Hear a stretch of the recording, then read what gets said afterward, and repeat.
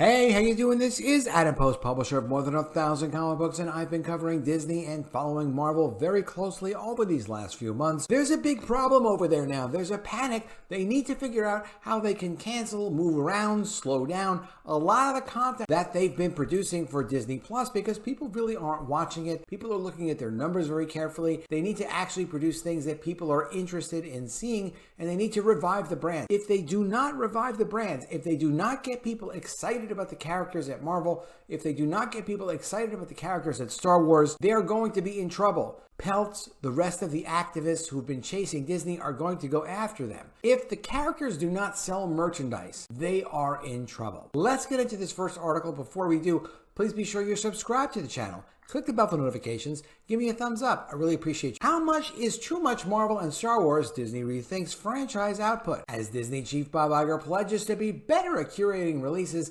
fiscal discipline may impact an expansive Disney Plus original slate. As Yoda says, extraordinarily expensive the costs are. Call it a franchise recession or even superhero fatigue, right? After years of Marvel and Star Wars movies and shows inundating screens big and small, Disney is putting the brakes on the output of some of its biggest franchises and brands following Bob Iger's February 8th comments that the company needs to be better at curating franchise content that is extraordinarily expensive. And at Iger, we want the quality on the screen, but we have to look at what they cost us. The directive to rein in costs and output arrives as Disney prepares to release Marvel's Ant-Man and the Wasp: Quantumania on February 17th, and as The Mandalorian Season 3 awaits its March 1st Disney Plus debut. Marvel is Disney's subsidiary with the highest output, and under Iger's directive, it could feel the cuts the soonest. There's going to be a level of rigor on Marvel and across the entire company. One company insider says, numbers matter now, and costs are going to be outlined and enforced. In what feels like a different timeline ago, at July's San Diego Comic-Con,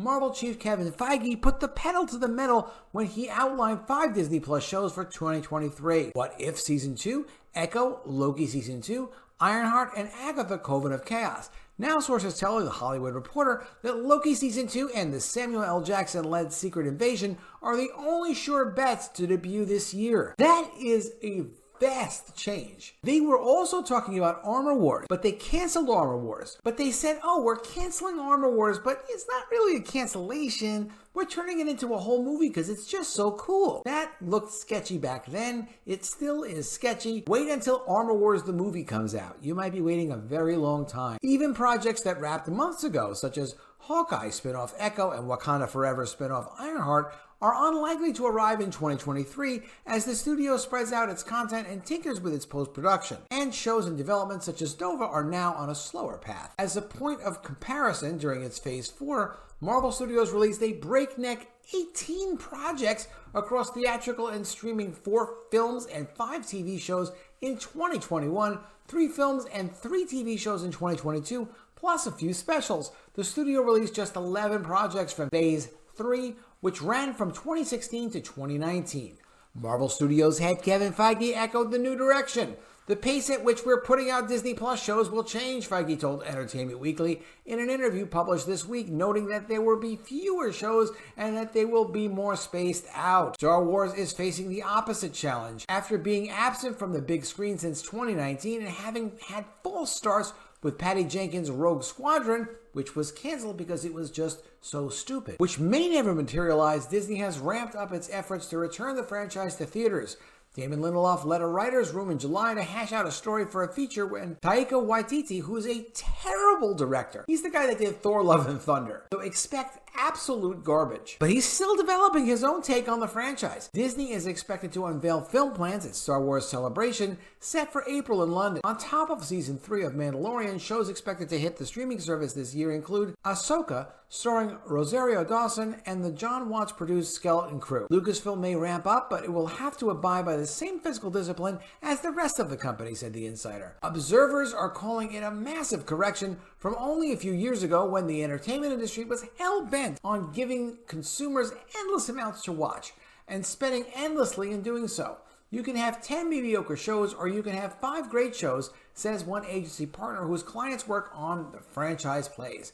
people will stay on Disney Plus. You know, it's true in terms of production. You can't produce an unlimited amount of great content. The woke poisoning of content, the woke presentation of representation as a prioritization over good stories, over good content, over memorable experiences for viewers. You absolutely get interference with producing good content, but that's not just it.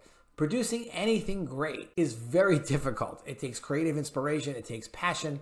There are a limited number of people that even want to be involved in producing that kind of content. So when you finally have a few people that want to produce amazing, thought-provoking work, like really thought-provoking work, good content, it's very limited as to who does that. If you think back at my experiences mostly in comic books, to be honest with you, going back to comics, Frank Miller, Neil Gaiman, there are very few people that are going to really dedicate themselves to the field and produce incredible work like that. And it's limited to what they can possibly put out. It goes for every medium, whether it's comics, film, TV. Passion can't be duplicated. On the animation front, 2022 was a tough one for Disney, which saw Pixar's Lightyear underperform and Disney's animation Strange World outright bomb. Iger announced that 3 new sequels to the billion-dollar brands, Toy Story, Frozen, and Zootopia, and Disney insiders have acknowledged recent box office woes were exacerbated by confusion in the marketplace from families who were trained during the pandemic just to watch for animated features to end up on Disney+. You know, it's incredible, and I'm sure you're aware of it, but it's incredible they don't mention this idea that Disney decided in 2020 they were going to add this inclusion key, which basically forced all of their content and all of their employees to be focused on inclusion above everything else.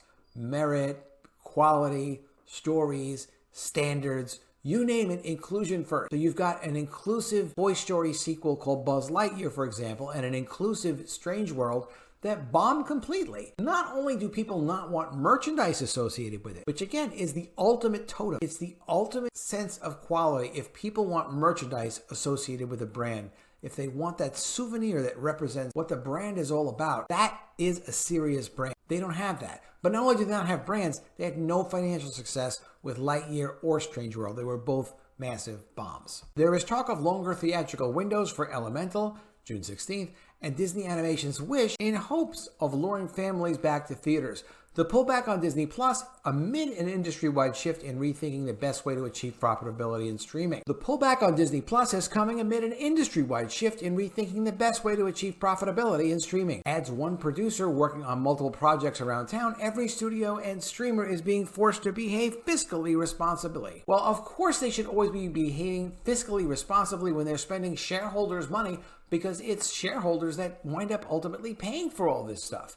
You've got to start thinking about, like, is this going to be profitable? Is it going to make financial sense? So Kareem Daniel, who was head of Disney Media and Entertainment Distribution until Iger came in and threw him out right after Bob Chapek, like not even within 24 hours. Kareem Daniels would say, well, look, you know, we're not focused on canceling shows. We're not concerned so much about what they cost us to produce because they always remain in a library. That actually is a good attitude with respect to producing great content, where if it takes a certain amount of money to produce great content and they don't get the success right away, they can get the success later. But of course, there are certain limits to that. And that's why Kareem Daniels and Disney Media Entertainment Distribution no longer exist, because those things are not viable for the business really over the long term. The idea of we're not going to hold some kind of a standard to costs, we're not going to hold some kind of a standard to quality, does not really work over the long term. Over the immediate short term, nobody necessarily notices, but now people have noticed there are things that they need to clean up at Disney. But ultimately, there is still this issue of producing content that the fans do not want. They have tremendous distribution, they have tremendous financing, they're restructuring, they're laying people off, so they're extending their ability to do more of the same. They're trying to delay the release of the content, but ultimately they're getting backed further and further into a corner where at some point, even Bob Iger has to admit, you kind of need to produce the stuff that fans like, because it's the fans that care about the content, it's the fans that buy the merchandise, it's the fans that get excited about the content, and particularly now for social media. The only social media that Disney has is the social media where people are upset with the content. Let me know what you think of this in the comments below. Is this cutback on all the content telling us that they're going to ultimately be forced to make a change? Is Nelson Peltz going to come along again and say, excuse me, you're not producing content that people want to buy merchandise based on. Your flywheel is broken. You don't have stories and characters people care about anymore.